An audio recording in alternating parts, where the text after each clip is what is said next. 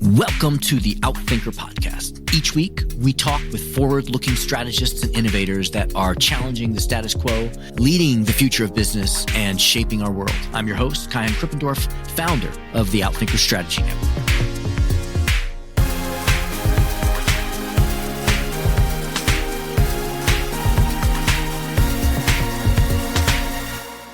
Ben Gomes-Casseres has worked on partnership strategies for 30 years as a researcher, teacher, and advisor. His newest book is Remix Strategy: The 3 Laws of Business Combinations. He also offers 2 online courses on LinkedIn learning, strategic partnerships, and ecosystems and platforms. A professor at Brandeis University, Ben directs the Asper Center for Global Entrepreneurship. Previously, he was at Harvard Business School and the World Bank. Ben has published 5 books and many articles and case studies on M&A, alliances, and joint ventures, and his views have appeared widely in the business press. Ben helps companies create value from external resources by improving the way they manage partnerships. He holds degrees from Harvard, Princeton, and Brandeis. A native of Curacao, he speaks 4 languages, and his work can be found at remixstrategy.com. In this episode, Ben shares why the future of competition is not firm versus firm, but rather ecosystem versus ecosystem. The 3 rules you must master to win an ecosystem-based competition, and how to think about the decision of which ecosystem you should join and which you do not. He touches on one of the top questions members of our network of chief strategy officers have been thinking about over the last couple of years, which is how much value can you sustainably extract from the ecosystem that you are involved in? Ladies and gentlemen, Ben Gomes-Casseres. Ben, thank you so much for spending some time with us. It's great to see you again and to be with you again. Just for us to get to know you a little bit personally, could you finish this sentence for me? If you really know me, you know that. Thank you, Kaihan. It's my pleasure to be back with you. I guess if you really know me, you know that my accent comes from Papiamento. Papiamento is the language, it's the language spoken in Curacao and also in Aruba and also in Bonaire. Wow. Those are the 3 islands of the Dutch Antilles. That's where I grew up. And the interesting thing about Papiamento is it is a remix. It's a combination of languages. And you're saying remix because that's the name of my book. So we can't lose an opportunity to promote that. Absolutely. But it is the whole culture and the language is a mixture of Spanish, Portuguese, African influences, English, and Dutch. And mix that all up in a blender and you get Papiamento. Fascinating. Could you say something in Papiamento? Claro, mas siya contento de conversar kubo Kaihan, conta vai kubo bida. Wow, yes, I could hear a little bit of all of that in Little there. Portuguese maybe, yeah. Yeah, a little more Portuguese. Fascinating. Wow, I didn't know that. I'm going to research that. Thank you for sharing that. I would love to talk more about that. However, the topic of this podcast is strategy. And so I'd like to ask this question of you, which I ask of all of the guests, and I never get the same answer, which is, what is your definition of strategy? Strategy really is quite simple. It's a matter of setting a goal, thinking hard about it, and then setting a goal, and then a series of policies or actions to reach it. So that's a generic version of strategy, right? I mean, you can have a strategy for shopping. You can have a strategy for building your house, right? You can have a strategy for your personal career. That's what I mean by strategy. Now, if we talk about competitive strategy, business strategy, corporate strategy, alliance strategy, each of those is a very specific application of this idea of looking forward, working backwards, and then setting up the steps to get there. I love that idea that strategy doesn't have to be only corporate strategy. You can be strategic about which aisle to go down in a grocery store or where to go for the holidays, right? Or whether to learn Paviamento. Correct. Great. I love that. What got you interested in strategy? You know, I think I just kind of gravitated to it because it's a very analytical subject matter. It really involves observing, understanding a context and the patterns around it, and then thinking about sequences of steps and options for where they end up and what you might do different and where you commit and where you don't commit. So to me, it's a constellation of quite interesting analytical questions that maybe from innate, I was probably thinking that way in many ways. What did you do before you stepped into strategy and this idea of business combinations? What were you doing? What did you study and what were your first jobs? My undergraduate study was in history and also in economics. So economics is a way of thinking. It's a logic, and you have to understand that if you're doing business strategy. And history is super important because that lets you think about the context in which you're in and how things matter and people matter and different conditions matter. So I guess those two things were attractive to me. Then I worked for the World Bank, where I was involved in development projects, where that's also a strategic question of how you invest in certain projects. And from there, I went to Harvard Business School, where I honestly studied strategy, especially international business. So my first areas of work was in understanding multinational corporations and how they compete abroad. And very soon, I narrowed it down to how they form business combinations in foreign countries, joint ventures. So talk us more about business combinations, because you have a diversity of experiences, but it seems to be that idea of these business combinations is what you're most known for, or the idea that's been most adopted. Tell us about that. Yeah, thank you. So when I first started to think about it, it was really my World Bank experience that taught me that all of the development projects that we saw were a combination of, let's say, a Western, an American, or European technology and capital, and then local labor and local minerals, etc. That's what created value. And so at HBS, I started understanding this from a more conceptual level and realizing that there were structures called joint ventures, for example, which were very common at that time. Like Xerox would form a joint venture in Japan to sell its copies, that kind of thing. But very soon, I realized that the concept is wider. And at the time, strategic alliances were beginning to be popular in the semiconductor industries and other software industries. So I started studying that and basically committed myself to understanding strategic alliances, strategic partnerships, you might call them. My first book, The Alliance Revolution, painted a picture that these alliances are changing the way people compete. It's not just like we're finding another partner, but when we are with another partner, we are a different animal. We are no longer a firm. And what I bumped into was that there was this competition between groups of firms that would gather around either a standard or a technology or a solution set. And that is what is, in fact, the thing that's competing against other firms. So I concluded early on that it's no longer firm versus firm, mano a mano, you might say, but it's a battle of group versus group, a team of companies allied together that compete against other companies. That kind of blows my mind, because it's probably not, let's get a group of firms together and we're going to acquire customers, but you also need to acquire other people to join your group, other firms. It's a B2B and B2C. How did you untangle that? Because getting my head around that, it seems like a much more complex and competitive environment to think through. Right. Well, that's why it's an interesting strategic question, right? So what you have to understand is what's the landscape that you are competing in, and what is the stack, to use a sort of IT term, what's the stack of solution elements that you need? Do you need a piece of hardware that works with a piece of software? Do you need a channel to the customer, like you just said? Or do you need the channel to some kind of supply chain that makes this thing happen? And when you understand those constellation of different components that you need in your business, then it's not just let's invite people to the party. It is a strategic question. For example, who do I ally first? Do I start with one partner that then attracts other partners? And that's the pattern I saw way back in the 1990s. At that time, I call it that we were seeing constellations of firms. That's what I call it, constellations that compete against others. And at the same time, people came up with the idea of ecosystems.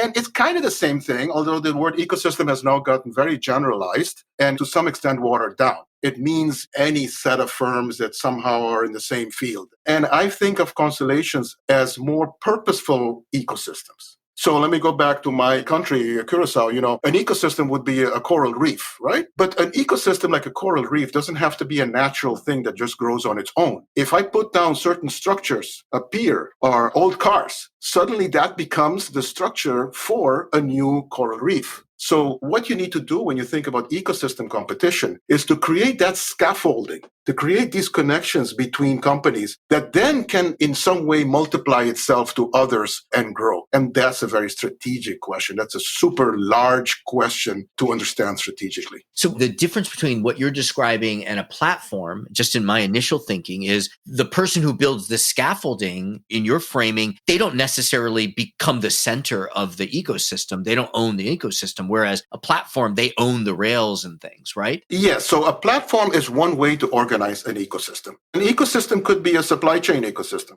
The automobile ecosystem has several tiers of suppliers. So it's not a big stretch to think of that as an ecosystem. It's not the platform like, IT platform. But so today we have, because of digitalization and internet, et cetera, we have a new way to organize large groups of multiple players. And those are called platforms. There's other ways to coordinate players like the airlines do in the Star Alliance and One World Alliance. That's almost like direct orchestration. They actually work and they make deals with each each other. That's not necessarily a platform, but again, it's an ecosystem which is created and managed purposefully, strategically by the players. I try to lay this out actually in a LinkedIn learning course. I have two LinkedIn learning courses that may be interesting to your listeners. One is called Strategic Partnerships. The other is called Strategic Partnerships Ecosystems and Platforms. So the first one is very much around the fundamentals of strategic partnerships, both how you think about starting them and then how you run them and how you get value out of them and what the rules of success are. That can apply to any partnership between, individuals, 1-on-1 or 2-on-1 or 5-and-3. The second one is about the concept of ecosystem and constellations that I've been describing to you, and the notion of platforms. So that's where we talk much more about network externalities and other things that come into play when you have multiple partners. Both of those LinkedIn courses are based on my book, Remixed Strategy. That's the one that I would probably summarize best what I'm doing, because I have two other books which are about alliances and planning them and managing them, which are still relevant. But the remix strategy is my current take on it. You recognize the idea of remix from Papiamento. It means that you get more value by combining your resources with somebody else's resources and remixing them and coming up with something new. So in effect, recombination and remix is at the root of all innovation. Innovations are not blank sheets of new ideas. They are always built on other ideas.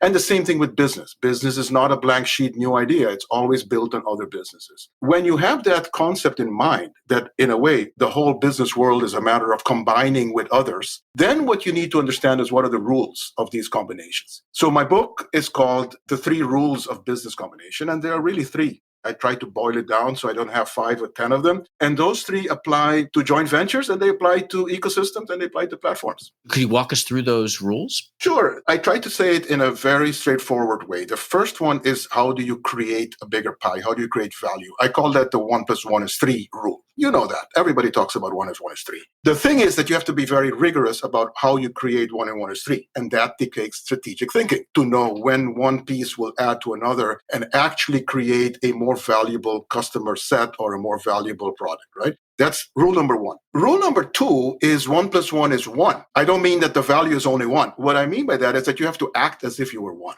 So if you are combining with somebody else in some way, whether it's an alliance or a joint venture or even a merger, it doesn't work unless you actually can integrate and work well together. That's almost common sense too. But if you don't have those two, you can't get any value out of the value that you thought you might create. And the third one is 1 + 1 = 1.4 + 1.6 or 1.2 + 1.8. And what I mean by that is that you created 3 value, that pizza pie, 1 + 1 = 3. Somehow that has to be sliced up. And you don't really get to the return on investment until you have properly divided up who gains what. Now, it's not a good place to start. You don't start by negotiating with your partner on what you're getting and what they're getting. You start by creating the larger pie. You then move to, how are we going to do this? How can we work together? What are the governance systems? What's the structure? Is this really a deal or is this a contract? What is it? And then you can talk about how the terms of the deal are that actually allow you to divide the pie. And those 3 rules, I see them everywhere. You give a boy a hammer, everything is a nail. So I see it everywhere. Every merger that comes down the pike has these 3 rules. Every alliance has these 3 rules. And every ecosystem has these 3 rules. Except now they are multiplied by players and it gets more complicated.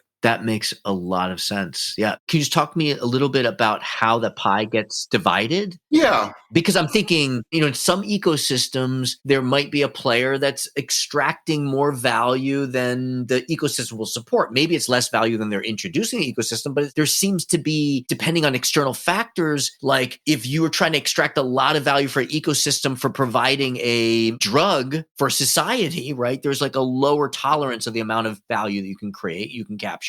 There must be a lot of interesting factors that determine how much you can actually extract. Yeah, there are. I mean, what you brought into play is the sort of social welfare impact, what's good for society. I would just start it more narrowly on the business itself. If you extract more than you contribute, you will kill the thing. Because if you're extracting more than you contribute, it means that somebody else is contributing more and not getting what they feel they should get.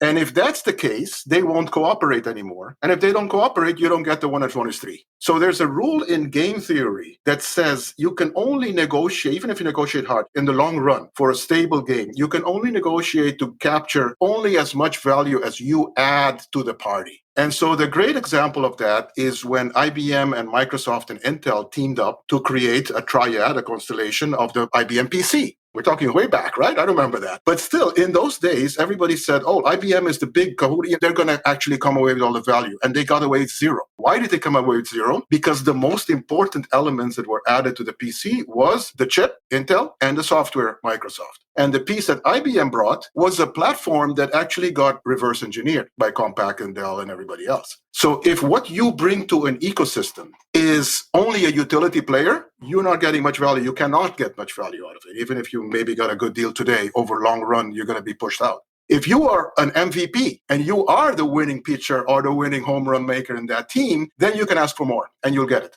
Got it. So I guess that has to do with both being really great, being the MVP, but also I guess you pull in the Porter's barriers to entry as well, and how hard is it for someone to replicate the value that you bring in, and thinking that through long term. What about brands? Can an ecosystem have a brand? And I'm thinking there are B2B brands. So I would imagine, hey, if I'm building a electronic toothbrush that's connected to some IoT stuff, I could either choose to plug that into the Apple ecosystem or the Google smart home ecosystem or the Amazon one. And in a way, those are three different B2B brands. Well, those are different ecosystems completely, right? So where you fit into the Android system or the iPhone system depends on the logic of how the Android system is put together and how value is shared there, as opposed to how it's done in the Apple iPhone system. And those are different rules of sharing that they have, and also different positions in the market. Brand is one element of value. Intellectual property is another element of value. Owning a mine is another element of value. Having discovered a molecule is another element of value. So brand is one of those. I mean, look at the example I just said before, the IBM PC. We still call it the IBM PC. I have an IBM PC on my desk here. It's not an IBM machine. So even though the face to the customer was IBM and the brand was IBM, over time, the important brand that survived was the Microsoft and the Intel components. And so brand by itself is almost more of a reflection of value than it is a way to extract value. Unless you have a brand that's so powerful that just calling it something is going to give you a claim. I gotcha. So maybe the first look, if I'm thinking about where I want to put this toothbrush, I might be aware of those three different ecosystems as brands. But I'm hearing you say, I'm going to use those same three rules. Where do I add value? Where is there unified action? And where can I extract a fair amount back? Yeah, a fair amount. And you also have to think that just because a company sounds big or a brand sounds good or an ecosystem sounds attractive,